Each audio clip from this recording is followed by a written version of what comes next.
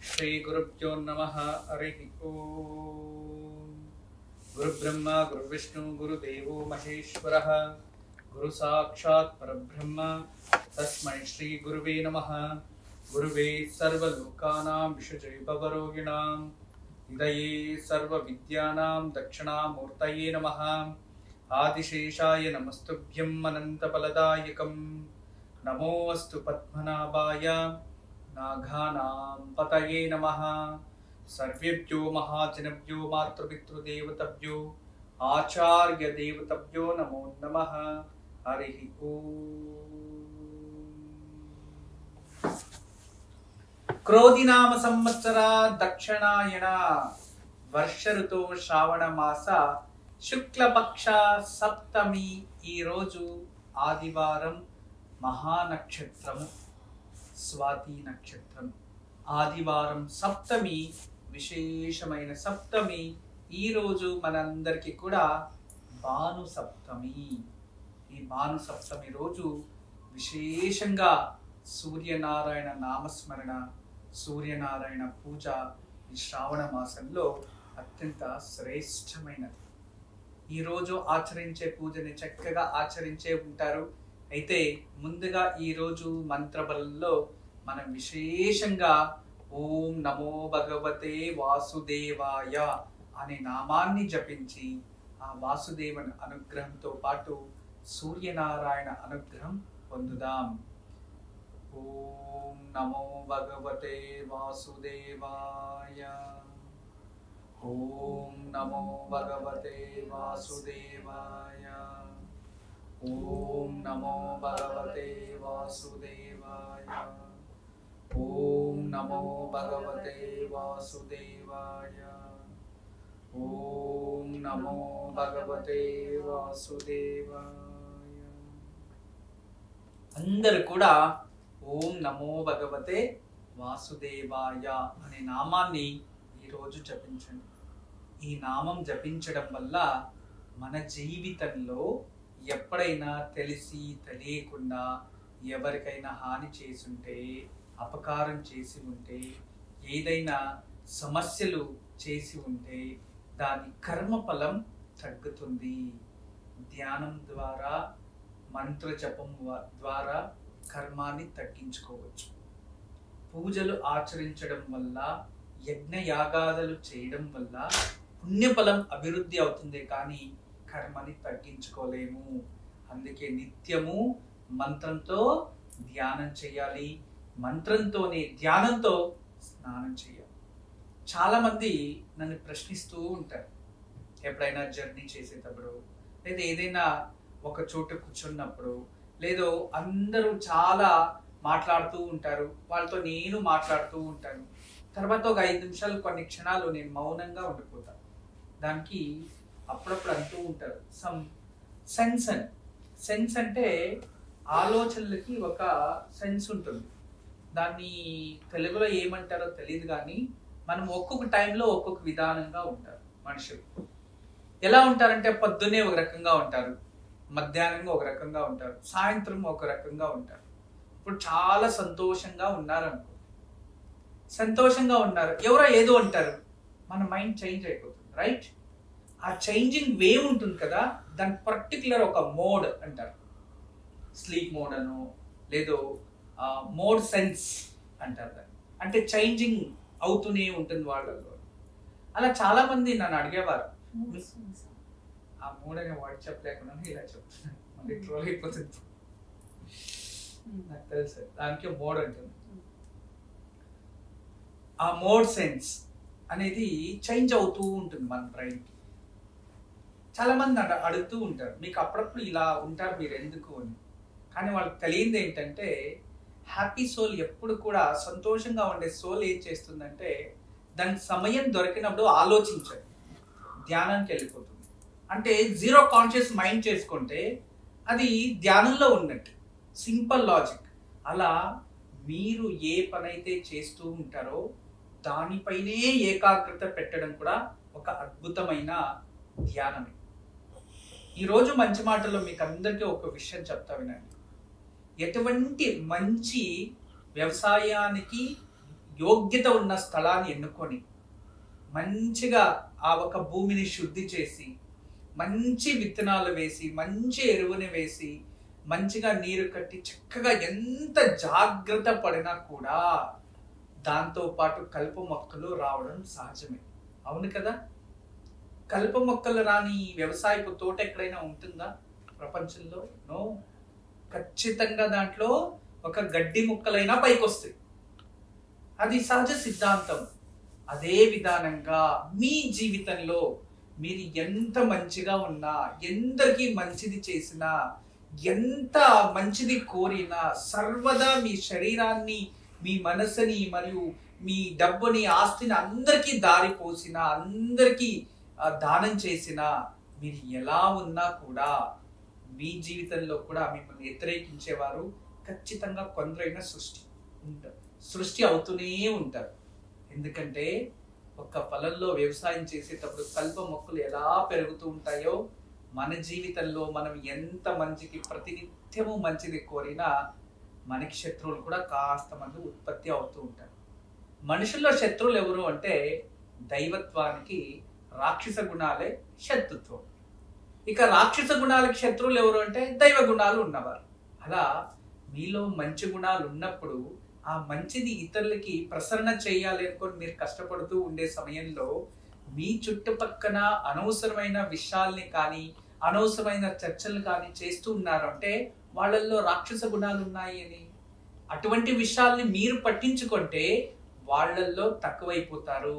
అందుకే మీ చుట్టుపక్కన ఎటువంటి వాతావరణం ఉన్నా మీరు సూర్యుడు లాగా అందరికీ మంచిది ప్రసరణ చేయాలనే ఉద్దేశంతో ప్రయాణం చేస్తూ ఉండండి. దాన్ని స్వీకరించేవారు స్వీకరిస్తారు, తిరస్కరించేవారు తిరస్కరిస్తారు. కానీ తిరస్కరించే వారి గురించి మీరు ఆలోచించడం మొదలు పెడితే స్వీకరించేవారు బాధపడతారు. అందువల్ల దయచేసి ఎప్పుడు కూడా మీరు ఆనందంగా ఉండడానికి ప్రయత్నించండి. ఇతరులకి మంచిది చేయాలి అని ప్రయత్నించండి. మీరు ఎవరు ఏమనుకున్నా దాన్ని పట్టించుకోకుండా మీరు మీలా బతకడానికి ప్రయత్నిస్తూ ఉండండి అనేది ఈరోజు మంచి మాట. ఈ మంచి మాటతో పాటు ఒక చిన్న విషయాన్ని తెలియచేస్తా, జాగ్రత్తగా ఉండండి. పూర్వంలో మనకి బేతాళ కథలు బాగా తెలుసు. బేతాళ, విక్రమాదిత్య ఇలాంటివన్నీ వింటూ ఉంటారు. ఆ ఒక పుస్తకంలో చదివినప్పుడు ఒక చిన్న ఆర్టికల్ చదివిన చాలా బాగా అనిపించింది. ఆ ఒక విషయాన్ని మీ ముందు తెలియచేస్తున్నాను. ఒక మహారాజు ఉంటాడు. ఆ మహారాజు వివాహ వయసు అయి ఉంటుంది. అతను వివాహం చేసుకోవాలి అని చాలా వరకు వివాహం చేసుకోవడానికి చాలా వరకు వధువుల్ని అన్వేషణలో ఉంటాడు. ఆ సమయంలో ఆ ఊర్లో ఉన్న ఒక బ్రాహ్మణుడు వచ్చి, అయ్యా మహారాజా, మీకు ప్రణామం.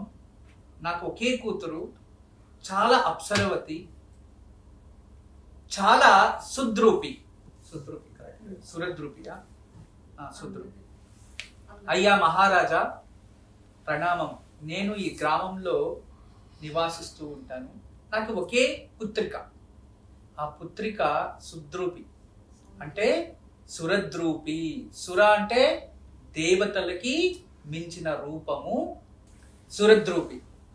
సుర అంటే తెలుసు కదా, దేవతలు. దేవతల మించిన సౌందర్యవతి అని అర్థం. వీటిని సురద్రూపి అంటారు, సుద్రూపి అని కూడా అంటారు. సు అంటే సుందరమైన రూపవతి, రూపవతిలో అత్యంత శ్రేష్టమైన రూపవతి అని వర్ణిస్తాడు తన కూతురు గురించి. దాన్ని విన్న మంత్రులంతా వింటూ ఉంటారు. దాన్ని చూసి ఆ మాటని విన్న వెంటనే ఆ మహారాజు ఆ మాటలకి ఆకర్షించి తన మంత్రికి తెలియచేస్తున్నారు. వీళ్ళు తెలియచేస్తున్నది నిజమో కాదో వాడి ఇంటికి వెళ్ళి చూసి తర్వాత నాకు వచ్చి తెలియచేయండి అని ఆ మహారాజా మంత్రి గారికి తెలియచేస్తారు.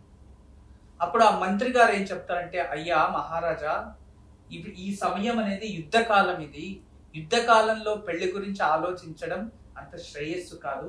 అయినా మీరు చెప్పారు కదా రేపు వెళ్ళి చూసుకొని వస్తాం మేము అని తెలియచేసి ఆ మహారాజుకి తెలియచేస్తారు.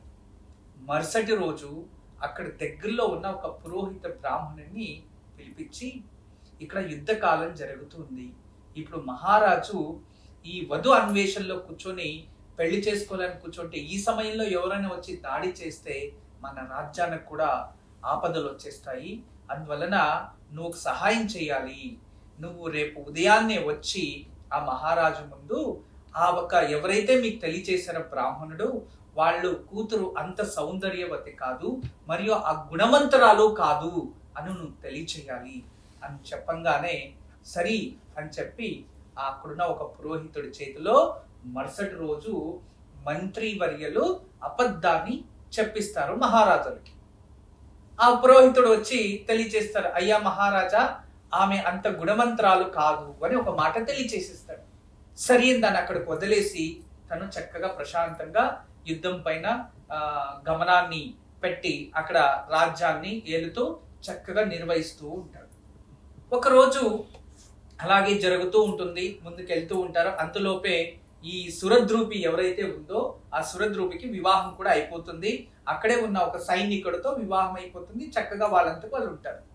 ఒకరోజు ఇతను మారువేషంలో నా ప్రజలు ఎలా బతుకుతున్నారో చూద్దామని ఆ మహారాజు అలా తను రాజ్యంలోకి ప్రవేశం చేసి అక్కడ ఒక దేవాలయం పక్కన కూర్చొని అక్కడ కొన్ని పక్షులు ఇవన్నీ ఆడు ఉంటే వాటికి ఆహారం వేస్తూ అలా విహారంలో చూసినట్టు ఆహారం వేస్తూ వాటికి అలా ప్రకృతిని వీక్షిస్తూ ఉంటారు. ఎవరు ఎలా ఉన్నారు, ఏం మాట్లాడుకుంటున్నారు అని వినడానికి ప్రయత్నిస్తూ ఉంటే ఆ సమయంలో ఆ సురద్రూపి ఆ సైనికుడితో అలా వెళ్తూ ఉంటుంది.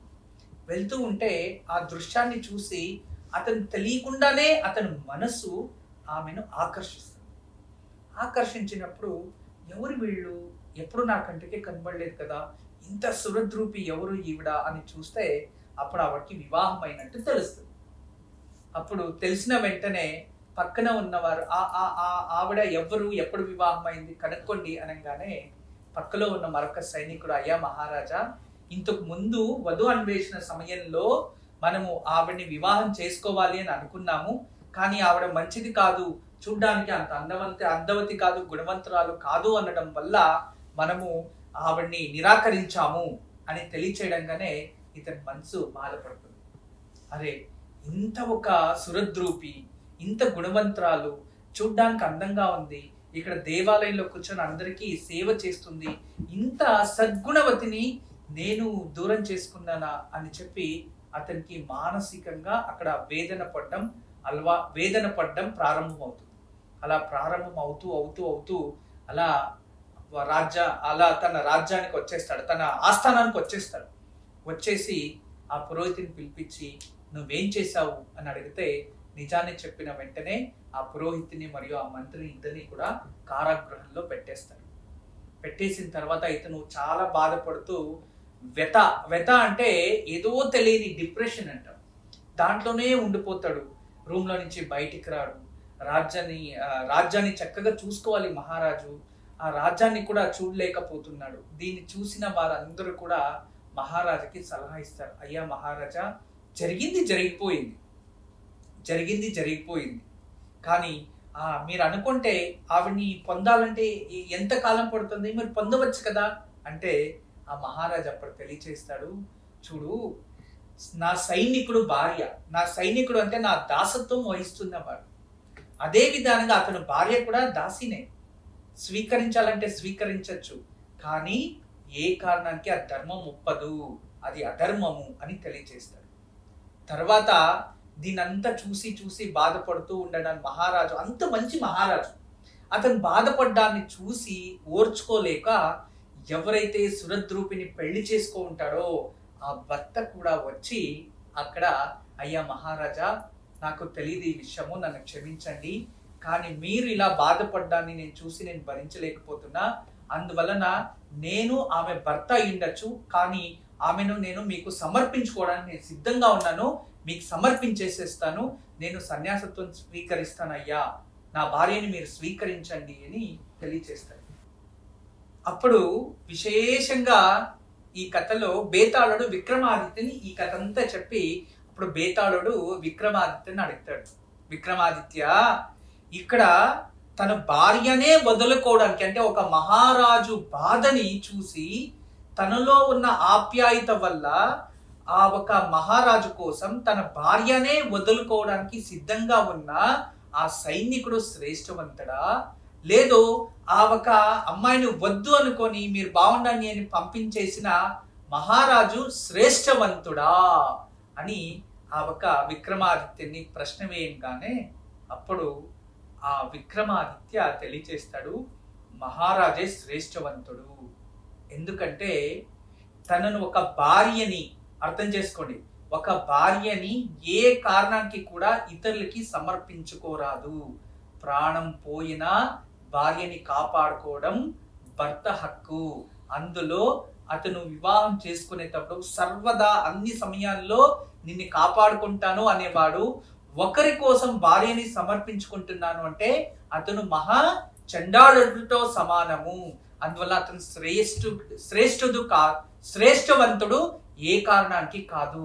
కానీ మహారాజు నేనేదైనా తప్పుడు నిర్ణయం తీసుకుంటే ఇది రాజ్యానికి మరియు ప్రజలు కూడా దీన్నే ఆచరించి రాజ్యం భ్రష్టు పట్టిపోతుంది అని మహారాజే ప్రాణాన్ని అర్పించుకున్నాడు. కాబట్టి ఆ మహారాజే శ్రేష్టవంతుడు అని తెలియచేస్తాడు.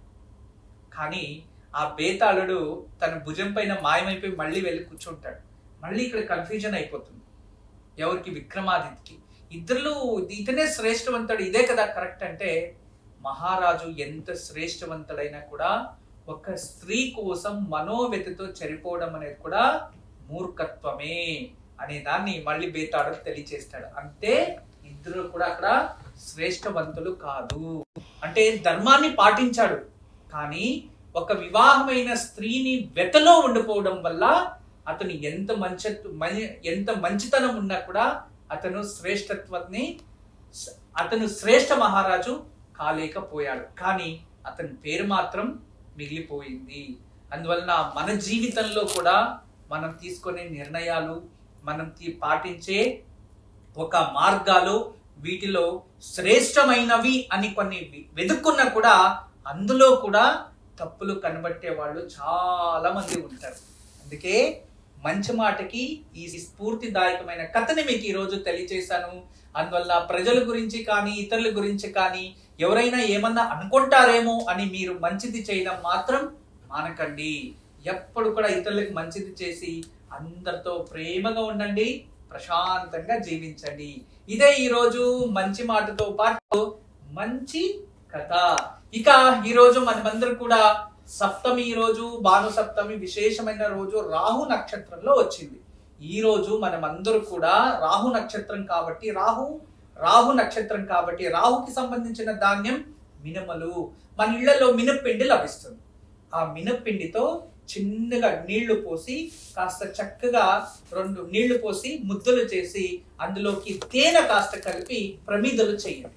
అందులో నెయ్యి పోసి దుర్గాదేవి ముందు దీపం వెలిగించి 5 మినుములు, నల్ల మినుములు, పొట్ట తీయని తొక్క తీయని నల్ల మినుములు 5 తీసుకొని ఇంట్లో ఉండే పేర్లు అందరి పేర్లు తెలుసుకొని వాళ్ళలో ఉన్న కోపము మరియు చెడు ఆలోచనలు, చెడు దృష్టి వెళ్ళిపోవాలని తెలుసుకొని ఆ వెలుగు దీపంలో వేసేయండి.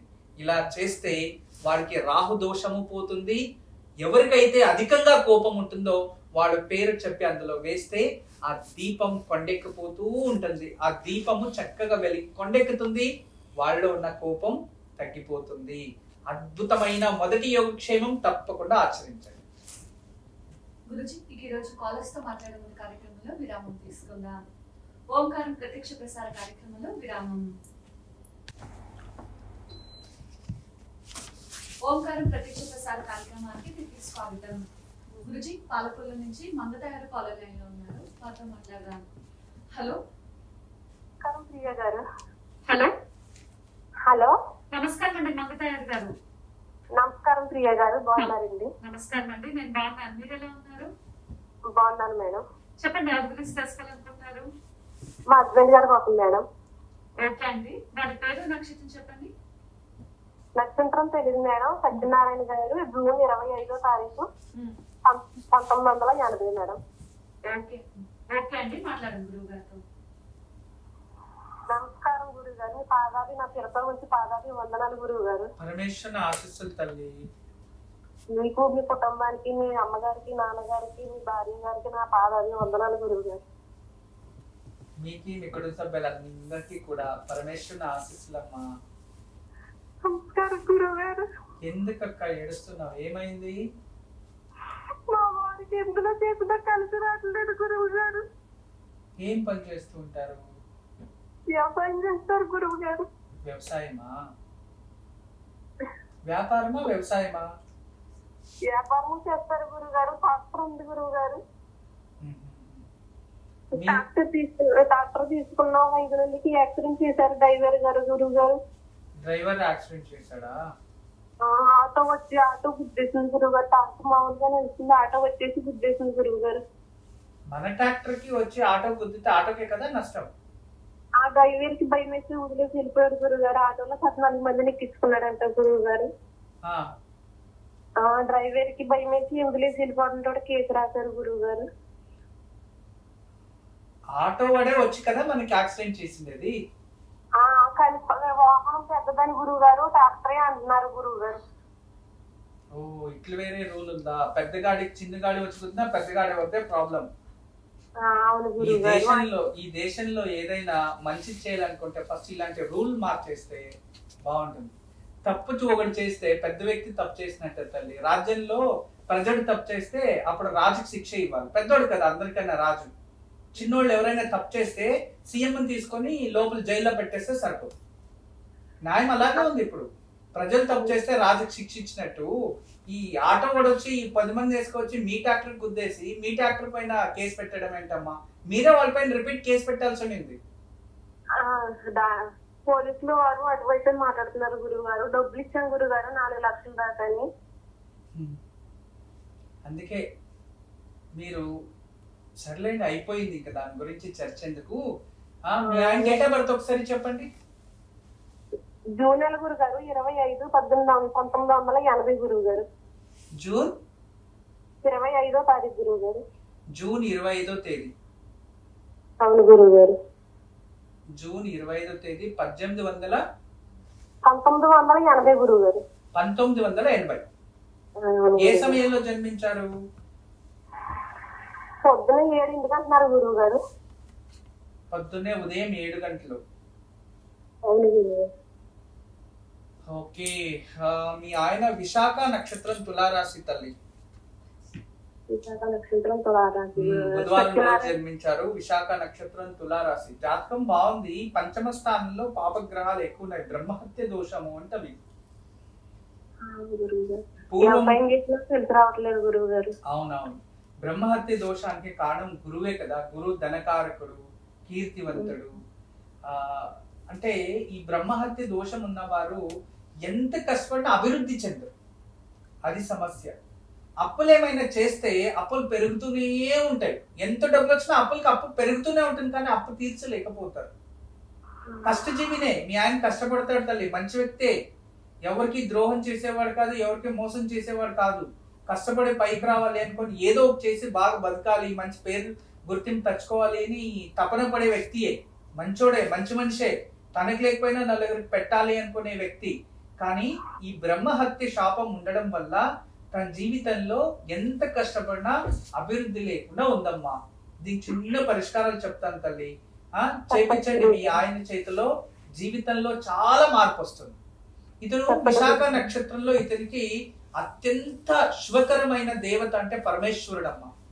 ప్రతి సోమవారం ఉదయాన్నే లేచి తలస్నానం చేసుకొని శివాలయానికి వెళ్ళి 2 నువ్వుల నూనెతో దీపాలు వెలిగించి అన్ని బిల్వ దళాలు ఇచ్చి అక్కడే కూర్చొని ఓం నమః శివాయ 108 గీతాలు ధ్యానం చేసుకొని తర్వాత ఆ ఒక పరమేశ్వరుడు ఎదుట ఉన్న నందీశ్వరుడు అంటే నంది వృషభము అంటాం కదా, ఆ నందిలో వృషభ వాహనుడైన ఆ వృషభంలో కుడి చెవులో వెళ్ళి అయ్యా వృషభ వాహన అయ్యా నందీశ్వర, నువ్వు ఎప్పుడు కూడా పరమేశ్వరుడు ముందే ఉంటావు.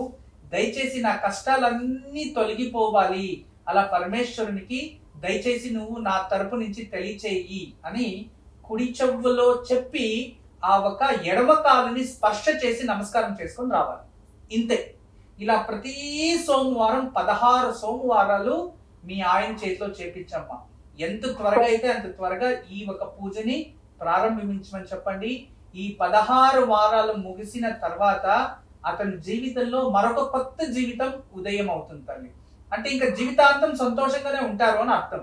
అటువంటి మార్పు ఈ కేవలం 4 నెలల్లోనే మీకు ప్రాప్తిస్తుంది. అండ్ చాలా మంచి భవిష్యత్తు ఉంది. ఇంకా బుధ మహాదశని జరుగుతుంది. దాని నుంచి భయపడాల్సిన అవసరం లేదు. ఖచ్చితంగా మీరు బాగుంటారు.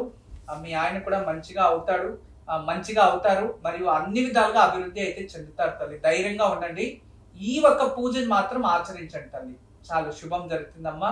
ఇవన్నీ చేసి మళ్ళీ శుభవార్తలో కాల్ చేయండి. నమస్తే. గురుజీ ధర్మాబాద్ నుంచి మాధవి కాలర్ లైన్ లో ఉన్నారు, వారితో మాట్లాడదాం. హలో. Hello madam. నమస్కారం అండి మాధవి గారు. నమస్తే మేడం. నమస్తే అండి, చెప్పండి ఎవరి గురించి తెలుసుకోవాలనుకుంటున్నారు? మా ఆయన గురించి తెలుసుకోవాలనుకుంటున్నాను మేడం. ఓకే అండి, వారి పేరు నక్షత్రం చెప్పండి. అలా ఆయన పేరు శ్రీనివాస్ అండి. నక్షత్రం నాకు తెలియదు. 40 సంవత్సరాలు అండి. ఓకే అండి, మాట్లాడండి గురువు గారితో. నమస్తే అమ్మా. నమస్తే సార్, మీకు పాదాలకు శుభ్రపతి వందనాలు. పరమేశ్వరుని ఆశీస్సులు తల్లి. మా ఆయన గురించి తెలుసుకోవాలనుకుంటున్నాను. ఆయన బిజినెస్ చేస్తున్నాడండి. ఆయన బిజినెస్ చేస్తాడండి. సరుపు, ఇది మన సర్ఫ్ పౌడర్ ఉంటది కదా. ఏం బిజినెస్ అమ్మా చేసేది? ఇది సర్ఫ్ పౌడర్ ఉంటది కదా, దాన్ని ఏజెన్సీ చేస్తాడండి. ఫస్ట్ 3 పార్ట్నర్లు ఉండే స్వామి, అలా 3 పార్ట్నర్లు ఉంటే మా ఆయనను మోసం చేసేదండి. ఇప్పుడు జీతం చేస్తున్నాడు. మాకు డబ్బులు చాలా వచ్చేటి ఉన్నాయి గురుగారు. డబ్బులు వస్తలేవు, మాకు చాలా ఇబ్బంది అవుతుంది. ఇంట్లో అసలు తినడానికి కూడా మాకు చాలా ఇబ్బందిగా ఉంటుంది సార్. ఇప్పుడు మా ఆయన జీతం చేస్తున్నాడు 12,000 కానీ అసలు ఇంటి పట్టుకున్నాడు. బయటనే చేస్తాడు, అక్కడ హైదరాబాద్ చేస్తాడు. చాలా మంది మాకు ఒక 10 లక్షల దాకా వచ్చేటి ఉన్నాయి గురుగారు. ఎవ్వరు పైసలు ఇస్తలేరు. కూర్చొని మాట్లాడితే కూడా కొట్టుకుంటున్నారు. చాలా ఇబ్బంది అవుతుంది గురుగారు. మీరు డబ్బులు ఇచ్చిన దానికి ఏదైనా కాగితాలు సాక్ష్యాధారాలు ఏమైనా ఉన్నాయా అమ్మా? ఏం లేవు గురుగారు. బిజినెస్ చేసారు కదా, బిజినెస్ లో 3 పెట్టిరు. ఒక్కతనే 5 లక్షల వరకు ఇచ్చేది ఉంది. ఉన్నాయి కదా, ఉన్నాయి, అవన్నీ ఉన్నాయి. వాళ్ళు ఏమంటున్నారు, ఇంటిపోతలు ఆయనకి అటేదాకా వచ్చింది. వాళ్ళు ఏమంటున్నారు, వాళ్ళ భార్య ఏమంటున్నది, మీ గురించి మా ఆయనకి ఇట్లా అయిపోయింది, మీరు వస్తే మీ మీద పోలీస్ కేసు పెట్టాము అని అట్లా అంటున్నారు వాళ్ళు. మనకి ఇక్కడ మా ధర్మాబాద్ లో మాకు వచ్చేటుంది ఒక 5 లక్షల వరకు. ఆ పైసలు కూడా వస్తలేవు సార్. మీరు చాలా ఇబ్బంది పడతాడు, చాలా పని చేస్తాడు. మీరే పోలీస్ స్టేషన్ కేసు పెట్టండి. ఫస్ట్ కేసు పెడితే కూడా సార్ మా దగ్గర ఇట్లా అంటున్నారు. మీరు కేసు పెడితే కూడా మాకు ఏదన్నా అయితే చేస్తే 3 పార్ట్నర్లు ఉన్నారు. ఆయన అంటున్నాడు ఒక ఆయన వద్దు పెట్టద్దు, మళ్ళీ ఏదన్నా అయితే చేస్తే మళ్ళీ ఓళ్ళు ఇస్తారు పైసలు అన్నట్టు. ఏమి అవ్వద్దండి. ఫస్ట్ స్టేషన్ లో కంప్లైంట్ ఇవ్వండి, ఒక లాయర్ కన్సల్ట్ చేయండి. లాయర్ త్రూ లీగల్ గా ఏదైతే ఉంటుందో అది లీగల్ గానే డీల్ చేసుకోవాలి. మీరు లీగల్ గా ఉండే విషయం ఇది చూడమ్మా. అతి విశ్వాసం ప్రాణ సంకటం. ఓకే, ఒకరు బ్లాక్ మెయిల్ చేస్తున్నారు అంటే దాని అర్థం ఏంటి? వాళ్ళు మోసం చేయాలనే కదా అర్థం. మీరు మోసపోతూ ఉన్నారు, వాళ్ళు మోసం చేస్తున్నారు, అంతే.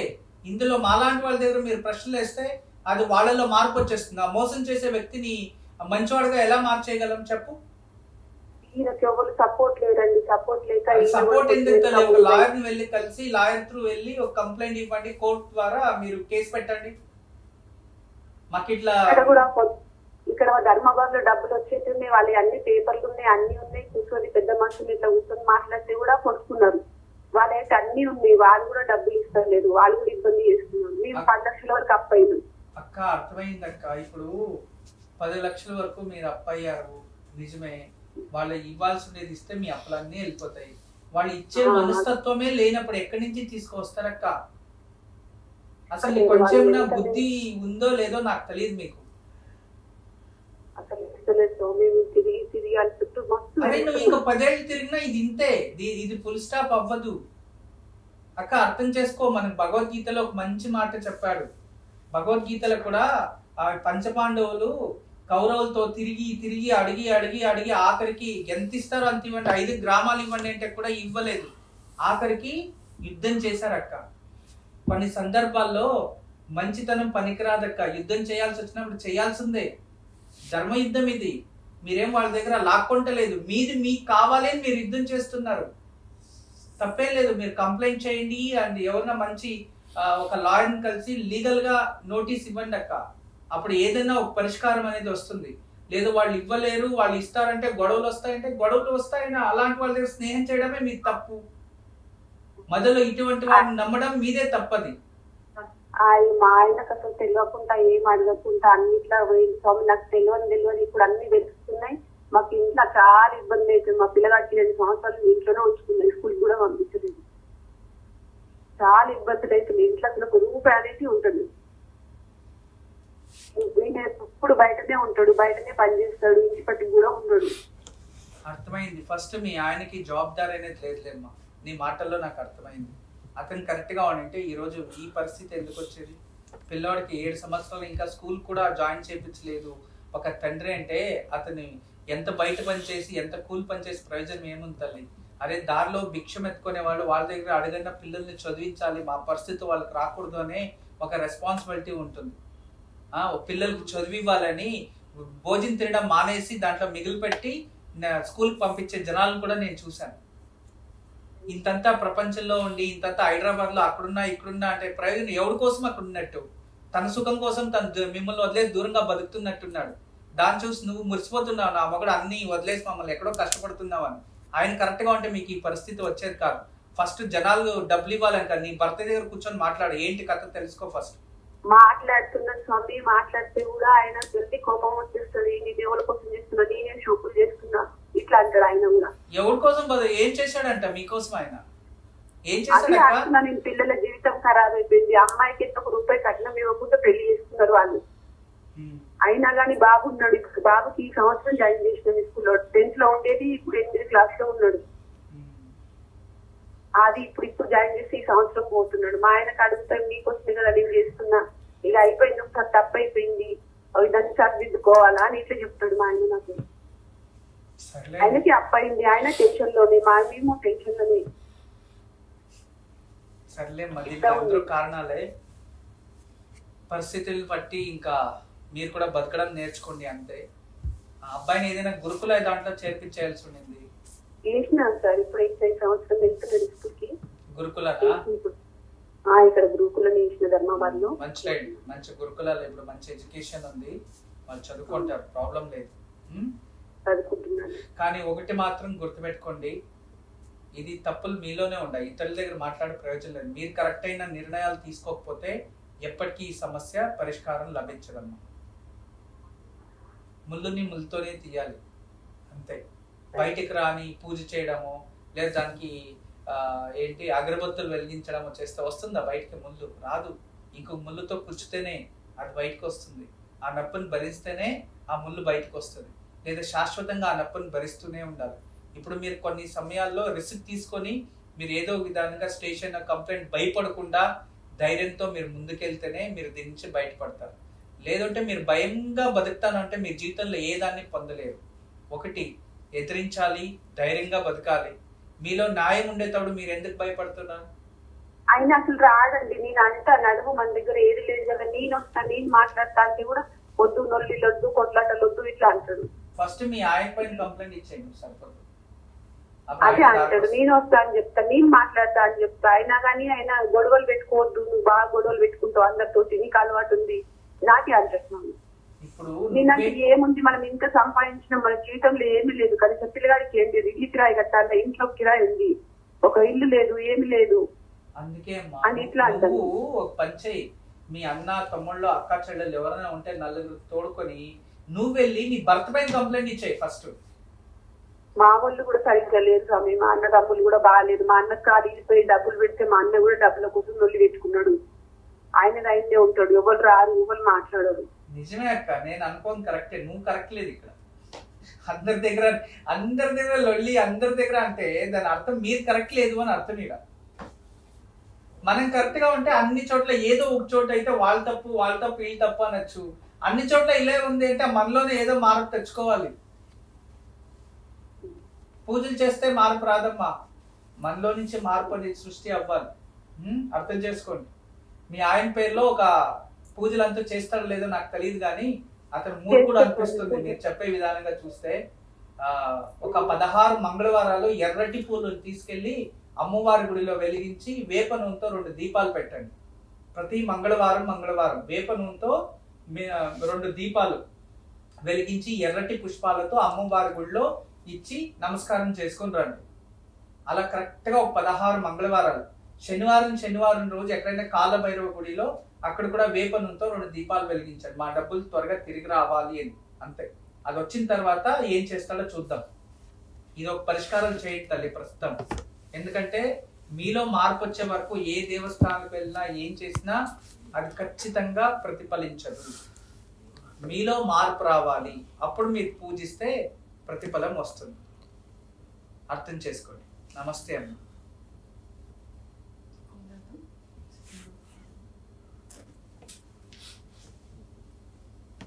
గురుజీ, ఈరోజు 2 యోగక్షేమాలు ఏం తెలియజేయబోతున్నారు?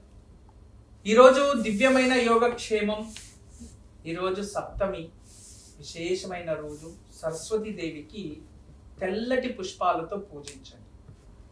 గంధాన్ని తీసి సరస్వతికి అభిషేకం చేసి ఆ గంధాన్ని పిల్లలకి నుదుటి పైన రాయండి. ఆడపిల్లలు మగపిల్లలు అందరికీ నుదుటి పైన రాయండి. తర్వాత రాత్రి పడుకునేటప్పుడు వాళ్ళకి వీపు పైన 3 ఏళ్లలో కాస్త వెనుక సైడ్ ఆడపిల్లలకి మగపిల్లలు కూడా గంధం రాయండి, అభిషేకం చేసిన గంధం. అలా చేయడం వల్ల వాళ్ళకి పాజిటివ్ ఎనర్జీ అంటాం, దైవ శక్తి అనేది అధికమవుతుంది. చెడు ఆలోచనలు, చెడు దృష్టి రాదు. జ్ఞానం వైపు వాళ్ళు ఏకాగ్రత పెంచుకుంటారు. అద్భుతమైన యోగక్షేమం. కానీ ఈ పూజ చేసిన తర్వాత సరస్వతి అష్టోత్తరాన్ని కంపల్సరీ చదువుకోవాలి. క్షీరాన్నాన్ని, తెల్లటి అన్నాన్ని నైవేద్యం పెట్టాలి. ఆ ప్రసాదానికి పిల్లలకి భుజించాలి. కానీ గుర్తుపెట్టుకోండి, మీరు శాఖ ఆహారం సేవించే ఈ పూజని చేయాలి. మీరు రాజసిక ఆహారాలు సేవించేసి ఈ పూజ చేసి వాళ్ళు నాన్ వెజ్ తిన్నారు పెట్టాలా వద్దా అంటే ఖచ్చితంగా చేయకండి. సాయంత్రం వరకు శాకాహారం సేవించి ఈ పూజని, ఈ యోగక్షేమాన్ని మీరు ఆచరిస్తే ఖచ్చితంగా దాని ప్రతిఫలంతో మీ పిల్లలు సద్బుద్ధితో, జ్ఞానంతో పెరుగుతారు. అందరికీ నమస్కారం. ఈరోజు మీకు అందరికీ కూడా శ్రీవాస్తు యంత్రం గురించి పరిచయం చేయడానికి వచ్చాను. శ్రీవాస్తు యంత్రం మీరు చూస్తున్నారు. శ్రీవాస్తు యంత్రం. ఈ శ్రీవాస్తు యంత్రం ఈ విధానంగా 9 ఇంచెస్, ఇలా 9 ఇంచెస్, ఇలా 9 ఇంచెస్ ఉంటుంది. తదుపరి బ్యాక్ సైడు ఇలాంటి 9 చక్రాలు ఉంటాయి. ఫ్రంట్ ఈ ఒక గ్లోబ్స్లా ఒక 9 డాట్స్ ఉన్నాయి చూడండి, ఇలా 9. ఇది శ్రీవాస్తు యంత్రం అనేది ఒక కాస్మిక్ ఎనర్జీని అట్రాక్ట్ చేసుకుంటుంది. నెగిటివ్ ఎనర్జీని ఇంట్లో నుంచి బయటికి తరిమేస్తుంది. మీకు అందరికీ దానికి పరిష్కార మార్గంగా నేను ఇవి సూచిస్తున్నా. ఎందుకంటే చాలామంది పిల్లలు సరిగా చదువుతలేదు, ఇంకొకరు మా ఇంట్లో ప్రశాంతత లేదు, భార్యాభర్తల మధ్యలో సఖ్యత లేదు, దేవుడి గదిలో సరిగా పూజ చేయలేకపోతున్నా, ఇంట్లో ఏదో తెలియని బాధ అనిపిస్తుంది, మా ఇంట్లో ఎప్పుడు కూడా ఏదో తెలియని ఒక శ్మశానానికి వెళ్ళినట్టు అనిపిస్తూ ఉంటుంది, మా ఇంట్లో కలగానే ఉండదు ఎప్పుడు కూడా. ఇక మా ఇంటికి చాలామంది వచ్చిన వాళ్ళంతా వాస్తు దోషం అని చెప్తూ ఉన్నారు, మేము ఏం చేయాలి అని ప్రశ్నిస్తూ ఉండేవారు. వాళ్ళందరికీ కూడా ఒక మార్గోపాయం చాలా రోజుల తర్వాత రీసెర్చ్ చేసి ఇప్పుడు ఈ శ్రీవాస్తు యంత్రాన్ని మేము చూపిస్తున్నాం. ఈ శ్రీవాస్తు యంత్రాన్ని ఎప్పుడైతే ఎక్కడ ఫాల్ట్ అనిపిస్తుందో అక్కడ ఒక మేక కొట్టి తగిలించాలి, అంతే. పిల్లలు చదువుతా లేదు, చదివే రూమ్లో పిల్లలు ఏకాగ్రతగా చదవాలి అనుకుంటున్నారా, అక్కడ ఒకటి తగిలించండి. మీరు నిద్రించే ఒక రూమ్లో మాకు సరిగా నిద్ర వస్తా లేదు, పడుకుంటే చెడు కళలు వస్తున్నాయి, నిద్రించే గదిలో ప్రశాంతత లేదు అనిపిస్తుంది, అక్కడ ఒకటి తగిలించండి.